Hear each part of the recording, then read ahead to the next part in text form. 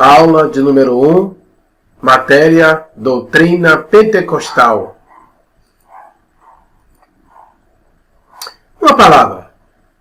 O pentecostalismo é um movimento de renovação, renovação entre aspas, tá? De dentro do cristianismo, que dá ênfase especial numa experiência direta e pessoal de Deus através do batismo no Espírito Santo. Ok? Nós colocamos renovação entre aspas, porque Pentecostes já começou basicamente desde Atos capítulo 2 para cá. Ok? O termo pentecostal é derivado de Pentecostes. A ideia de Pentecostes é 50 que balança. Refere-se à festa do Pentecostes, quando comemorava-se durante 50 dias e de grande folguedo, de grande balanço, de muitas danças. Ok? Ali eles ofereciam as primícias para Deus, os primeiros frutos dedicavam ao Senhor. Uma oferta, uma forma de agradecimento. Um termo grego que descreve a festa judaica das semanas. Para os cristãos, este evento comemora a descida do Espírito Santo sobre os seguidores de Jesus Cristo, conforme descrito em Atos 2. A gente fala de descida, mas na verdade o Espírito de Deus, ele não estava no céu, já estava na terra, desde o Gênesis capítulo 2. Observe bem aqui o texto, Atos 2, 1 a 4. Vamos fazer uma análise. E, cumprindo-se o dia de Pentecostes, ou seja, exatamente no 50º dia, no último dia da festa, no dia de número 50, estavam todos concordemente no mesmo lugar. Veja, interessante. Todos, a ideia aqui de todos é de união, Como diz Salmo 133. Hinei matov umanaim shevet yachim gam yachad. Bom e quão suave é que os irmãos estejam assentados juntos, Novamente, Hinei matov umanaim shevet yachim gam yachad. Ok. E de repente veio do céu um som, Um som como de um vento veemente e impetuoso, e encheu toda a casa, Toda a casa, que era o cenáculo, Não era ao ar livre, era o cenáculo, em que estavam assentados. Estavam todos assentados, ok? Provavelmente assentados no chão, no piso. E foram vistas por eles línguas repartidas como que de fogo. Veja bem aqui, como que de fogo. Não eram línguas de fogo, tá? Quem expressa a língua de fogo é o diabo. Aqui diz como, uma comparação, como que de fogo. As quais pousaram sobre cada um deles. Fogo aqui representa a presença de Deus. Ok? Vale recordar em Mateus 3, versículo 11, Ele vos batizará no Espírito Santo e com fogo. Fogo aqui representando a presença de Deus. E não, como muitos dizem, o juízo de Deus. Não tem como uma pessoa sincera, fiel a Deus, ser batizada no Espírito Santo e ao mesmo tempo ser contemplada com o fogo do inferno. Não tem sentido. As quais pousaram sobre cada um deles. Todos foram cheios. E todos, olha o termo, todos foram cheios do Espírito Santo. Muito cuidado, irmãos, com essa expressão cheios do Espírito Santo. Porque nem sempre ser cheio do Espírito Santo significa necessariamente batizado no Espírito Santo. O crente pode ser cheio do Espírito Santo e não necessariamente ser batizado no Espírito Santo. Ter uma vida cheia de Deus. Mas, segundo esse contexto, cheio do Espírito Santo aqui é batizado no Espírito Santo. E começaram a falar noutras línguas, conforme o Espírito Santo lhes concedia que falassem noutras línguas, né? Aí vem a pergunta, que tipo de língua? Né? Seria língua dos anjos? Seria língua celestial? Porque Paulo disse, quem fala língua, fala em mistério.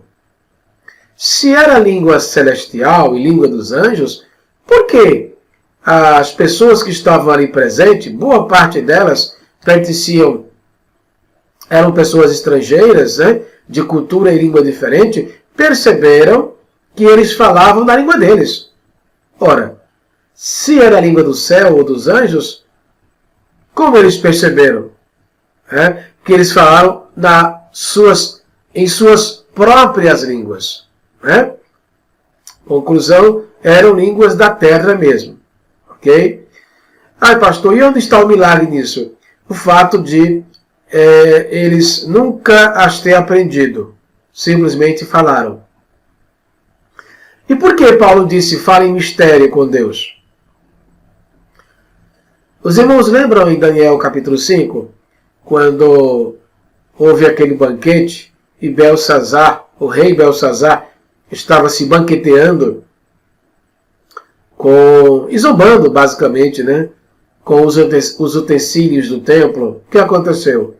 De repente, diz a Bíblia, que uma mão misteriosa começou a escrever na parede, Mene, Mene, Tekel Ufarsin Peres, pesado, contado e dividido. Todos sabiam aquela palavra, né?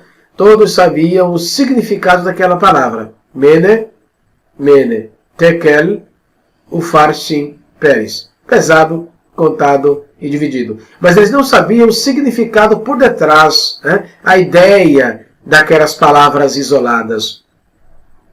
Da mesma forma, acontece com as línguas estranhas, né? São expressões isoladas que Deus coloca para ludibriar, né?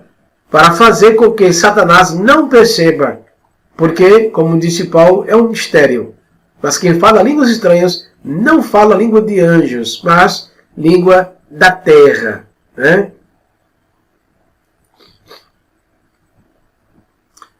Há várias outras referências nas Escrituras sobre a ação do Espírito Santo. E atualmente, todas as denominações cristãs evangélicas reconhecem a legitimidade deste, que seria a terceira pessoa da Santíssima Trindade, o Espírito Santo, né? Todos evangélicos, batistas, tradicionais, igreja presbiteriana, luterana, todos reconhecem basicamente, sendo evangélicas, que o Espírito Santo ele é Deus e ele é a terceira pessoa da augusta Trindade. Entretanto, nem todas as igrejas são classificadas como pentecostais e tiveram suas origens por ação missionária, como é o caso, por exemplo, das igrejas batistas, adventistas, metodistas, presbiterianas e luteranas, né? A busca pelo dom de línguas, né, ou batismo pelo Espírito Santo, mais coerente, batismo no Espírito Santo, como é conhecido no meio evangélico, faz parte da crença das igrejas que, apesar de terem também semelhança ou semelhante origem missionária, elas assumem a postura de tradicionalmente pentecostais, ou seja, acreditam na efetivação dos dons espirituais, né? Ser pentecostal significa isso, acreditar e vivenciar a experiência dos dons espirituais, sobretudo o batismo no Espírito Santo, cuja evidência, de acordo com Atos capítulo 10, é falar em outras línguas. Glória a Deus. Este movimento ganhou destaque nas primeiras décadas do século XX. Veja, ganhou destaque no meio protestante. Ok? Falando da primeira constatação de igrejas pentecostais no Brasil, ocorreu entre os anos 1910, aqui temos um erro, 1910, e 1911, quando, por meio de missionários europeus e americanos, se consolidaram as igrejas Congregação Cristã no Brasil, né, em 1910, e Assembleia de Deus em 1911. E um detalhe, antes não era Assembleia de Deus, antes era chamada Missão de Fé Apostólica, ok? Mais à frente passou a ser chamada Igreja Evangélica Pentecostal Assembleia de Deus. Uma segunda fase ocorreu entre 1950 e 1960, quando se fragmenta o campo pentecostal no país e podemos identificar 3 grupos. A Igreja do Evangelho Quadrangular, uma excelente igreja e que anda na presença de Deus, pelo menos até o presente momento, uma igreja abençoada. Em seguida, pela Igreja O Brasil para Cristo, também uma excelente igreja e que anda caminhando com Jesus, pelo menos até ao presente momento. Uma bela igreja, uma igreja de Deus e que merece o nosso respeito. E pela Deus é Amor, que foi fundada em 1962, pelo então chamado missionário Davi Miranda. Nesta época, os brasileiros já sentem os primeiros efeitos da Revolução Industrial, quando há um forte processo de urbanização nas estradas. Desta forma, as igrejas que antes estavam concentradas nas periferias das grandes cidades conseguem mais acesso a novos grupos, intensificando as campanhas de evangelização em loco, né? Nesta época, começou-se a pensar mais pormenorizadamente, com mais ênfase, na questão missionária em todo o mundo. Além disso, utilizam o rádio como instrumento de pregação religiosa, alcançando outros públicos, né? Infelizmente, as rádios estão sendo utilizadas para anunciar o nome e o endereço e a agenda dos pastores, não mais o Evangelho da graça de Deus. Muito poucos se destacam nesta proeza, utilizando os meios necessários, o rádio, a televisão, para propagar o Evangelho genuíno de nosso Senhor Jesus. Muito poucos estão fazendo isso. No início dos anos 80, algumas igrejas ganham destaque na mídia, devido a um grande crescimento populoso de seus movimentos. Tais são conhecidas como neopentecostais, né? Quem são os neopentecostais e o que significa neopentecostal? Neo, no grego, novo, pentecostal, um novo movimento pentecostal. Essa é a ideia, né? Pregam a teoria da prosperidade, ou a teologia da prosperidade, colocando a fé do cristão como determinante para o crescimento financeiro, né?